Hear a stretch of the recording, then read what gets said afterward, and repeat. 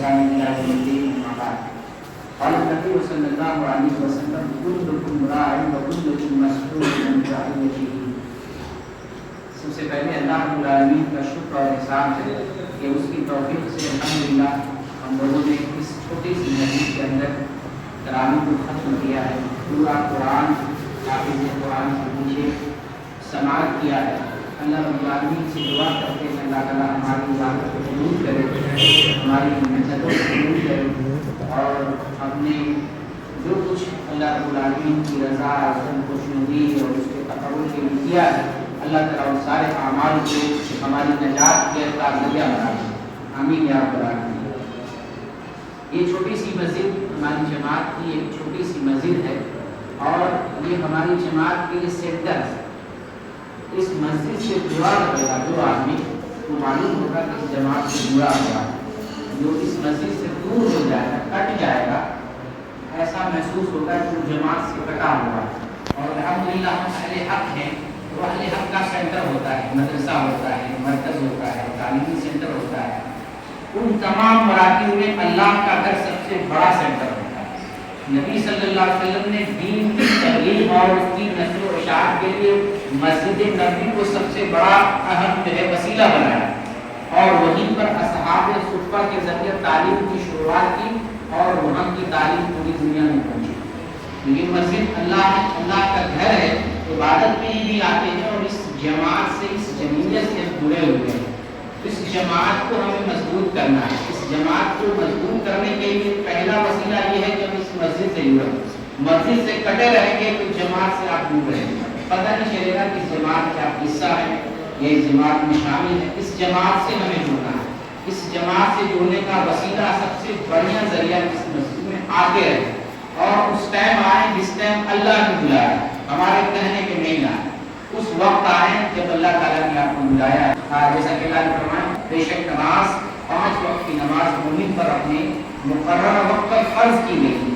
یہ جو 5 وقت کی نماز کے لیے مسجد سے اذان دی جاتی ہے, بلایا جاتا ہے, یہ اللہ بلا رہا ہے, اپنی مسجد کی طرف بلا رہا ہے, گھر کی طرف بلا رہا ہے.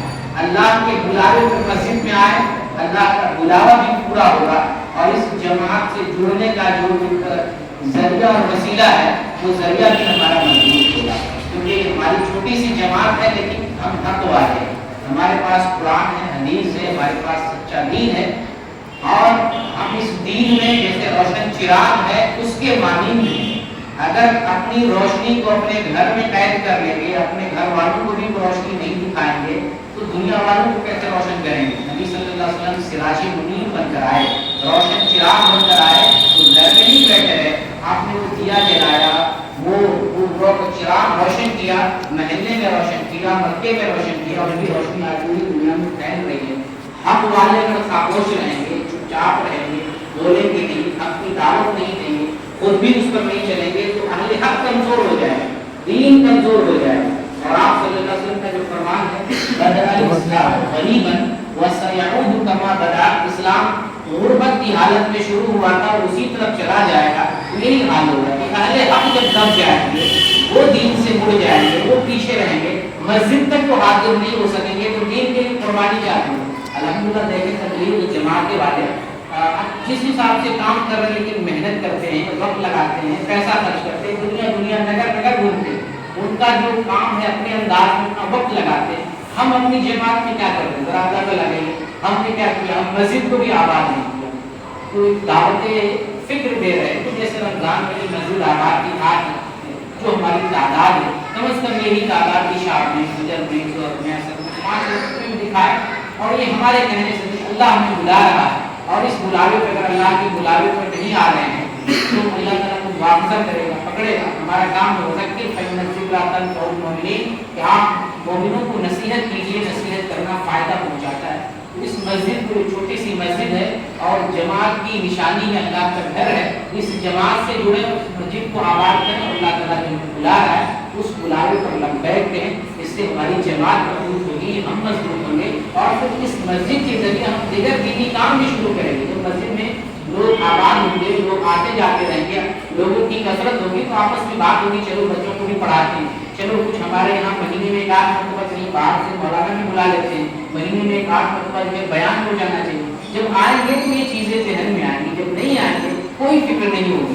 تو ہم دین کے لیے، اللہ کے لیے، اور اس جو ہے خاص طور سے جو دین حق ہے اس کے لیے ہمیں قربانی دینا ہے. اس مسجد سے جڑ کر پیسے سے لے کے گوبیائی کی مسجد ہے، میں وہاں پر تراویح پڑھنے گیا اور میں 10 دن تک ان کے پیچھے تراویح پڑھتا رہا. تراویح پڑھنے کا انداز سنت کے خلاف تھا، لیکن میں شروع میں برداشت کیا کیونکہ اکثر لوگ جاہل ہیں، ترنت جا کر کے بتائیں گے تو میری بات مانتے نہیں. 10 دن میں ان کے پیچھے پڑھا، پھر جا کر کے میں ان کے سامنے خطاب کیا کہ یہ جو تراویح پڑھنے کا طریقہ ہے سنت کے خلاف ہے، یہ صحیح نہیں. بابا آدم سے چلا آ رہا ہے لیکن طریقہ صحیح نہیں. ضروری ہے کہ ہم جو ہے طریقے کو بدلیں اور سنت کے مطابق عمل کریں.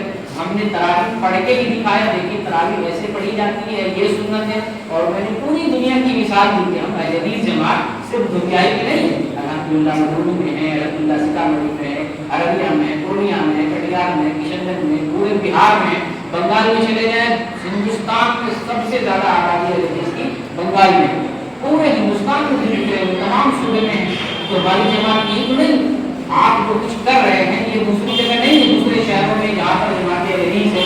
اب دیکھیے جیسے ہم بنارس سے پڑھ کے آئے ہیں، یہ جو طریقہ ہے تراویح پڑھنے کا، وتر پڑھنے کا، یہ طریقہ آپ کو بنارس میں نہیں ملے گا. ہمارے والد صاحب مئو سے پڑھ کے آئے، یہ طریقہ وہاں نہیں ملے گا. یہاں پہ ایک مولانا ہے، مولانا طاہر اسلامی صاحب بوارہ سے پڑھ کے آئے. آپ لوگ جس طرح سے تراویح پڑھتے ہیں بوارہ میں نہیں پڑھا جاتا، تو آپ اپنے من سے کیوں پڑھ رہے ہیں؟ میں نے پونا گھنٹہ پورے جو ہے دنیا کا نقشہ بتایا، قرآن حدیث بتایا، اور پھر سعودی عرب کی مثال دی. سعودی عرب میں محمد صلی اللہ علیہ وسلم آئے، صحابہ کرام آئے، قرآن نازل ہوا.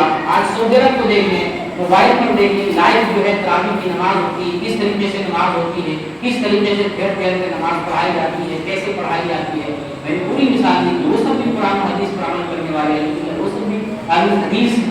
آدھا گھنٹہ پونا گھنٹہ بیان دیا اور سب لوگ میری بات کو تسلیم کر لیا. ایک آدمی بھی چوں نہیں کیا، اور اس دن سے آج تک اب جو ہے سنت پر عمل ہو رہا ہے. سنت کے مطابق تراویح کی نماز ہو رہی ہے. کہنے کا مطلب ان کے اندر جہالت ہے لیکن جذبہ ہے. ایک بات ہم نے پیغام کیا فوراً عمل کر لیا. اس مسجد میں بار بار بہت ساری چیزیں بتائی جاتی ہیں لیکن ہمارے سے تبدیلی نہیں آتی. ہمارے یہاں پڑھے لکھے بھی لوگ سن کر کے انجان بن جاتے ہیں. تو ایسا نہیں ہونا چاہیے. اس مسجد کو سب سے بڑی ذمہ داری ہے اس کو آباد کریں، سب لوگ مل کر آباد کریں. جب کم لوگ ہوتے ہیں تو اور بھی ذمہ داری بڑھ جاتی ہے. آپ سے زیادہ نہ آپ پر چلنے والے لوگ ہیں، اور آپ حق والے لوگ ہیں، تھوڑے لوگ ہیں. حق والے کی ذمہ داری ہے کہ کم سے کم اپنا بچاؤ کرنے کے لیے جماعت سے جڑا رہے.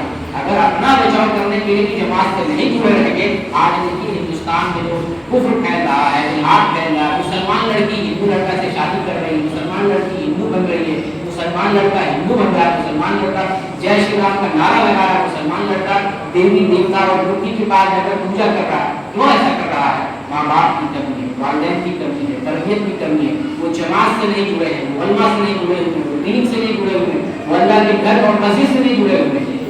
تو ابھی میں نے ایک حدیث پڑھی تھی، نبی کریم صلی اللہ علیہ وسلم کا فرمان ہے کلکم راع وکلکم مسئول عن رعیتہ، کہ تم میں سے ہر آدمی ذمہ دار ہے اور ہر آدمی اپنی ذمہ داری کے بارے میں پوچھا جائے گا. ہم میں سے ہر آدمی ذمہ دار ہے. گھر میں ہم گھر کے ذمہ دار ہیں، باپ ہیں، بیٹا ہے، بھائی ہیں، کسی کے بھتیجا ہیں، کسی کا کوئی رشتے دار ہے. تو ہمارا جو دائرہ ہے اس دائرے کے اعتبار سے اللہ تعالیٰ ہم سے پوچھے گا. باپ ہیں تو اللہ تعالیٰ باپ کی جو ذمہ داری ہے اولاد کے اعتبار سے اللہ پوچھے گا ہم سے. اور وہ باپ خوش نصیب ہے جو اپنی اولاد کی اچھی تربیت کرتا ہے. وہ باپ خوش نصیب ہے. ایک حدیث میں آیا ہے ایک باپ جنت میں دیکھے گا میرا مقام کافی اونچا ہے. اللہ تعالیٰ سے پوچھے گا اللہ یہ میرا مقام اتنا بڑا اونچا کیسے ہو گیا؟ تو اللہ تعالیٰ بتائے گا کہ تمہارے لڑکے جو ہیں وہ تمہارے لیے دعا کر رہے ہیں، ان کی دعا کی برکت سے تمہارا مقام اتنا اونچا ہو گیا. تو یہ اولاد دعا کب کرتی ہے؟ جب تم ایسی اولاد بنائیں گے، ایسی صالح اولاد، نیک اولاد تربیت کریں گے. ورنہ جو بچے ہیں، نمنگے ہیں، ڈکیت ہیں، جو یہ بھی تو کسی کا بیٹا ہے نا. اس کے باپ نے اچھی تربیت نہیں کی تو کوئی ڈکیت نکلا، کوئی لوانے نکلا، کوئی چکا نکلا، کوئی کچھ نہیں نکلا. اور وہی ہم تربیت کرتے ہیں کہ ہمارے بچے اچھے نکلتے ہیں. ہماری جماعت میں پڑھے لکھے لوگ زیادہ ہیں لیکن حرکت میں آنے کی ضرورت ہے. اپنے زمین کو، اپنے شعور کو بیدار کرنے کی ضرورت ہے. اپنی جماعت کے لیے اللہ تعالیٰ نے ہمیں ذمہ داری ہے، دین کی ذمہ داری دی ہے، جماعت کی ذمہ داری دی ہے، تو ہم اسے ادا کریں. کم از کم ایک مسلمان کا جو دائرہ ہے 5 وقت اللہ بلا ہے، اس بلاوے پہ حاضر ہوں. اور اللہ تعالیٰ نے جو گھر کی ذمہ داری ہے، گھر کی ذمہ داری ہے کم از کم دینی اعتبار سے ادا کریں. اے لوگوں تم جو ہے اپنے آپ کو اور اپنے گھر والوں کو جہنم کی آگ سے بچاؤ. تو ہم کو اللہ نے اتنی کم سے کم ذمہ داری ہے کہ خود کو اپنے گھر والوں کو جہنم کی آگ سے بچائیں. یہ ذمہ داری ہم میں سے ہر کسی کی ہے. جو بھی گھر کا ذمہ دار اور رئیس اور گھر کا ناظم سربراہ اور سرپرست ہے اس سب کی ذمہ داری ہے کہ گھر میں بیوی بچہ اولاد سب کی وہ نگرانی دینی تربیت کرے, اسلامی تربیت کرے. خاص طور سے آج کے ماحول میں دیکھیں کتنا گندا ماحول ہے, گھر گھر میں کتنا ہے, موبائل کے ذریعے سوشل میڈیا کے ذریعے, اور یہ جو ماحول ہندوستان کا آج جو ہے بی جے پی کے ذریعے جو ہندوستان کا ماحول کفر والا ماحول بنایا جا رہا ہے. ایسا ماحول بنایا جا رہا ہے کہ مسلمان ہندو سے مسلمان کو جوڑ رہے. ہونا یہ چاہیے تھا کہ وہ ہندو سے مسلمان ہوتے, لیکن آج افسوس کی بات ہے بہت سارے مسلمان ہیں وہ ہندو میں کنورٹ ہو رہے ہیں. تو ہماری کمزوری کی وجہ سے جماعت میں اس طریقے سے اتحاد نہیں ہے. اللہ اقبال نے کہا تھا ایک ہو جاؤ تو بن سکتے ہیں خورشید مبین, ورنہ ان بگڑے ہوئے تاروں سے کیا بات بنے. یہ جو تارے بگڑے ہوئے رات میں ستارے بگڑے ہوئے رہتے ہیں اس میں کوئی روشنی نہیں ہوتی, لیکن یہ تارے جو سمٹ کر کے ایک سورج کی طرح بن جاتے ہیں تو سورج کتنی روشنی دیتا ہے. یہ متحد ہونے کی ضرورت ہے. جماعت کے لوگ اس طریقے سے متحد ہو جائیں تو جماعت مضبوط ہوگی اور پھر یہ دین کا کام بھی ہوگا, اس کے ذریعے ہم دوسرے دین کے کام کو بھی انجام دے سکتے ہیں. اللہ رب العالمین سے دعا کرتے ہیں اللہ تعالیٰ ہماری جمعیت کو اور ہماری جماعت کو مضبوط کر دے. اللہ تعالیٰ اس مسجد کو آباد کرنے کی توفیق دے, اور جن لوگوں نے اس مسجد کو آباد کیا اللہ تعالیٰ ان کی دنیا اور ان کی آخرت کو آباد کرے. جو اس مسجد کے لیے قربانی دیتے ہیں, تراویح کے لیے حافظ بلاتے ہیں, انتظام انصراف کرتے ہیں, الحمدللہ سب لوگ کے تعاون سے یہ مسجد چل رہی ہے. سب لوگ کھانے پینے کا انتظام کرتے ہیں, پیسے جمع کرتے ہیں. کچھ کمیاں ہیں اسے دور کرنے اور اپنے آپ کو اس جماعت کے ساتھ جوڑنے اور خود کو منظم کرنے کی ضرورت ہے, تاکہ منظم انداز میں اپنی جماعت کا کام کرے. دنیا کا بھی کام ہوتا رہے اور دین کا بھی کام کچھ نہ کچھ کرے, کیونکہ ہر حال میں ہم کو کرنا ہے, لوٹ کر اللہ کے پاس جانا ہے. جیسے دنیا کا کاروبار کر رہے ہیں, دنیا کا کام کر رہے ہیں, ایسے دین کا بھی تھوڑا کام کر سکیں, تاکہ اللہ کے سامنے جب ہمارا رجسٹر کھولا جائے تو ہم بتا سکیں کہ ہم نے بھی دین میں حصہ لیا تھا, ہم نے بھی کچھ قربانی دی. بہت کچھ نہیں کیا تو چلو ہم نے گھر کے اندر دین پھیلایا تھا, ہم مسجد کو آباد کیے تھے, اپنے آپ کو ہم دین سے جوڑے رکھے تھے. کم از کم اتنا تو اللہ تعالیٰ کے سامنے ہم جواب دے سکیں گے. اللہ تعالیٰ ہماری جماعت کی اصلاح کرنا, ہمارے دلوں کو ایک دوسرے سے جوڑ دے. ہم نے جو عبادت کی ہے, رمضان کی عبادت, جو تہجد ہو, قیام اللیل ہو, تراویح ہو, دعا ہو, تلاوت ہو, صدقہ زکات ہو, خیرات ہو, اللہ تعالیٰ تمام عبادتوں کو قبول فرمائے, اور ان عبادتوں کے ذریعے اللہ تعالیٰ ہمارے گناہوں کو معاف فرمائے, ہماری دنیا کی مشکلوں کو آسان بنا دے, اور ہم سب لوگوں کے لیے جنت کا راستہ آسان بنا دے. آمین. بات